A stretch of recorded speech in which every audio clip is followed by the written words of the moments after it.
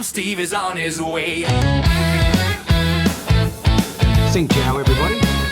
Welcome back. You're watching Vietnam Steve, and I've got a real good one for you today. I've got Brenden with me today, and Brendan's a YouTuber that I've been following for many, many years, and he travels all over Asia with great insights. He also has a lot of shorts and reels and I won't say TikToks, but some of that more popular Instagram-y stuff that comes up on my feed. And I've been getting a lot of tips on how to manage all that and how to move forward. So Brenden, welcome to the channel. Thanks, Steve. Pleasure to be here in Vietnam with you. Now, my sister also follows you, Brenden, and she's been sending in a few questions. So we really want to know things like, you know, you're sort of retired now, and I know you've been a tennis professional in the past. Yeah. But when did that sort of change, and what put travel on your radar? Why did you decide I'm going to travel now and enjoy things? Well, it probably started at the end of 2022, I think it was. I'd been in a relationship for, 11 years, and that sort of broke down. And I thought, instead of just sticking around in Australia, let's go north, go to Asia, travel around a bit. I've always, born and bred in Melbourne, grew up in Melbourne, loved Melbourne, thought Australia was the best country in the world, and then it's sort of, Australia's changed a fair bit in the last, 15, 20 years, especially in Melbourne.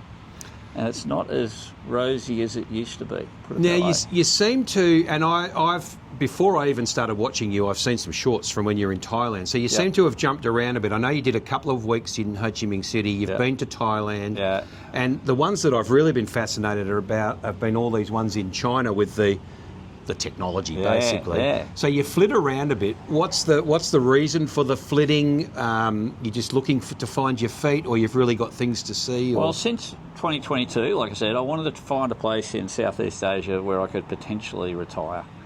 So settle down and live, right? So the first trip was to the Philippines. I went to the Philippines for a couple of weeks because I'd seen a million videos on the Philippines, and that was quite nice. But as you see and watch on YouTube, the Philippines is very underdeveloped, so there's lots of things in the West that we just take for granted that the Philippines haven't got. So after a couple of weeks there, my next trip was to Thailand.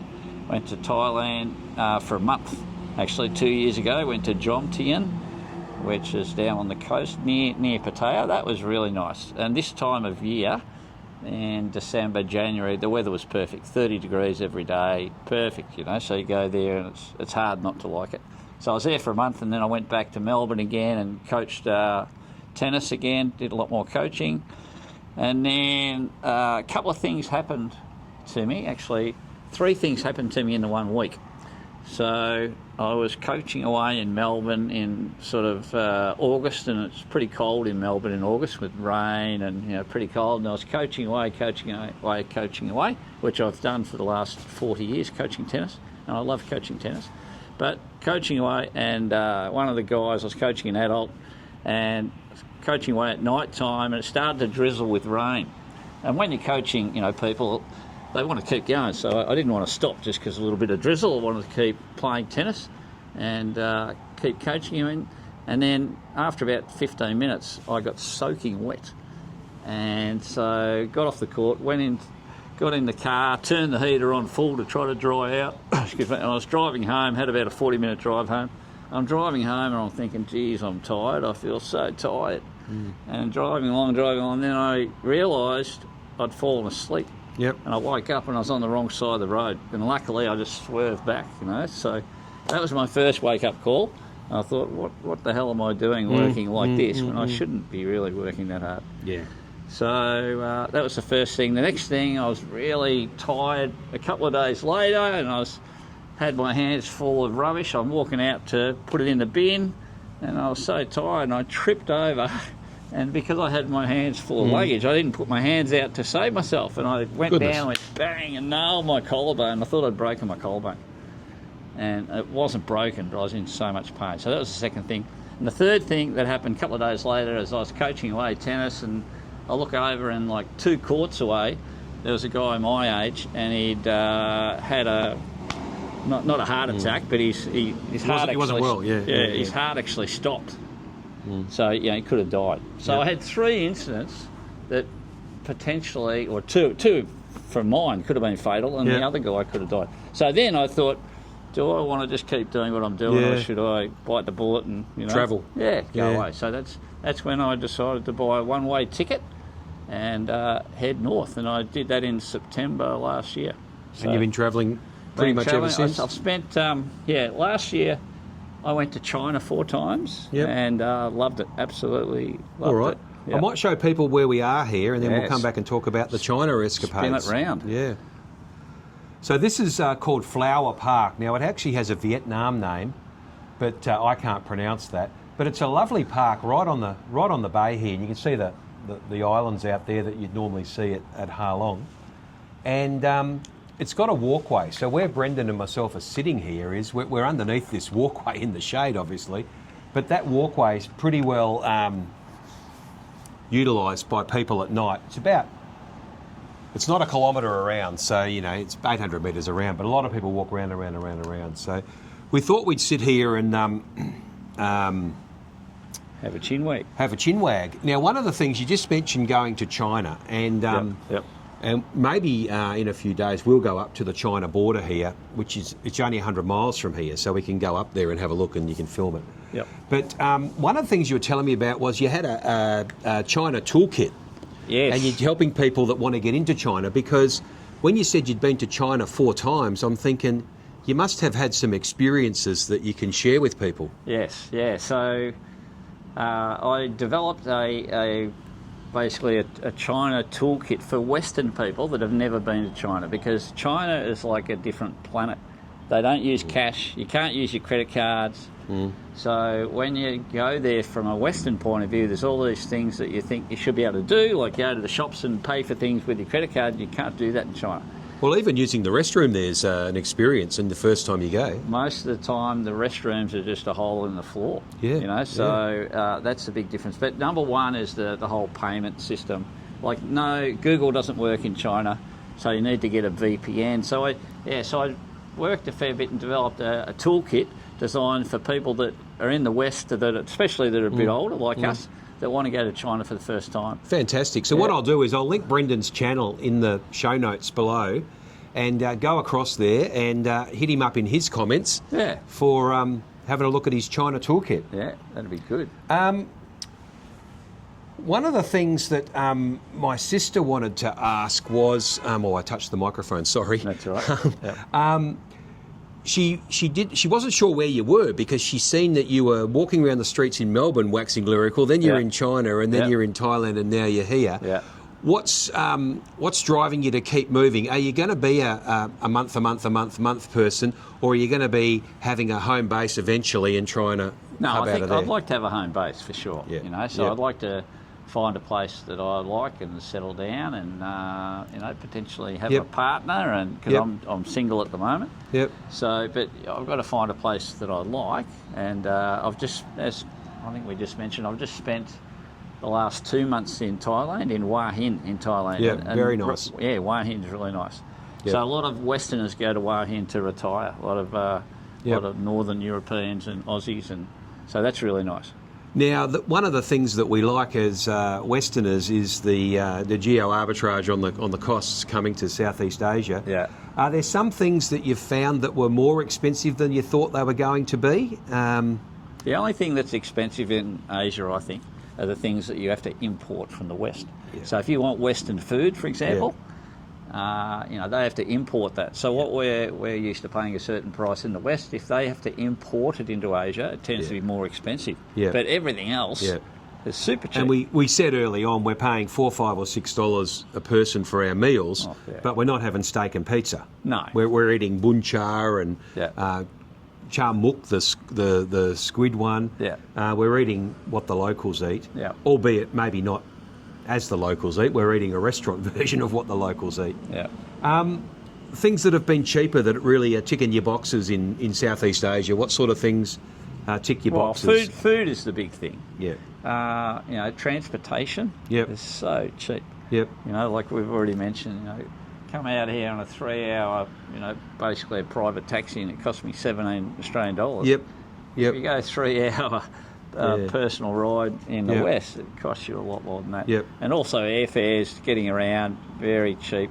You Yep. know, if you need to catch a train somewhere. I mean, that's the thing with the visa issues in Vietnam are some things that sort of hold people back. Every 90 days here, generally, you've got to do a border run. Yep. But the travel is not like if you had to do a border run in Australia. No, you know, it's like totally different. it's. I've seen flights from Hanoi to India for 50 or 60 Australian dollars. Yes, You know, yeah. so And you can't, like, if you fly anywhere from Australia, the capital cities or Yep. outside, it costs a lot more than that. I've done training events in Malaysia, and the flight from Kuala Lumpur to back here was like $102 or something. Yeah, you know. it's ridiculous. Yeah. And the other thing here, Steve, is accommodation.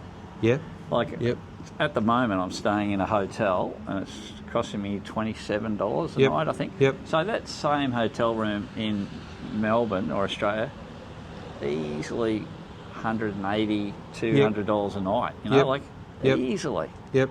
So- And he's in a good location.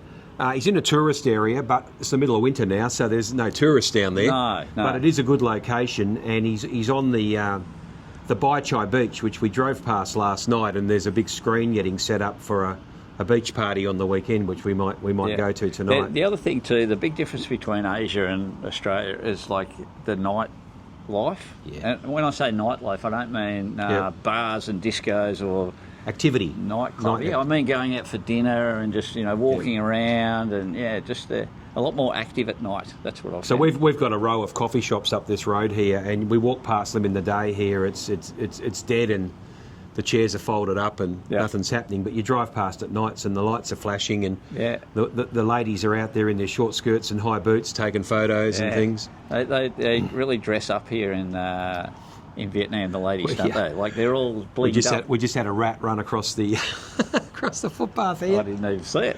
Yeah, I saw it. Yeah. Now, you spoke about the accommodation, and that accommodation he's got booked is not cheap accommodation. He's just booked that off Facebook because Yeah. it's his first couple of nights here, so Yeah, he's yeah. taken a raffle. Yep. So I could stay in cheaper places. Yep. Now, look, when you land and you've got your phone, how do you get your phone to work? So obviously, a lot of people land and they need Wi-Fi immediately to get moving. What do you do as a traveller between Thailand, Vietnam, China? How do you make your phone work? Yeah, well, I think you've got two options. You've got a eSIM, so you can just download the eSIM and get that happening. They're not as cheap as the normal SIM cards, so Yep. I'd try to get a local SIM card. Physical SIM card. Yeah, SIM card. But for the first day or two, you can get an eSIM, and Yep. that means you're up and happening. Yep. Yeah, the other thing too between Australia and over here is the internet and everything is so much faster. Yeah. You know, so much faster. I was sitting in a cafe last week in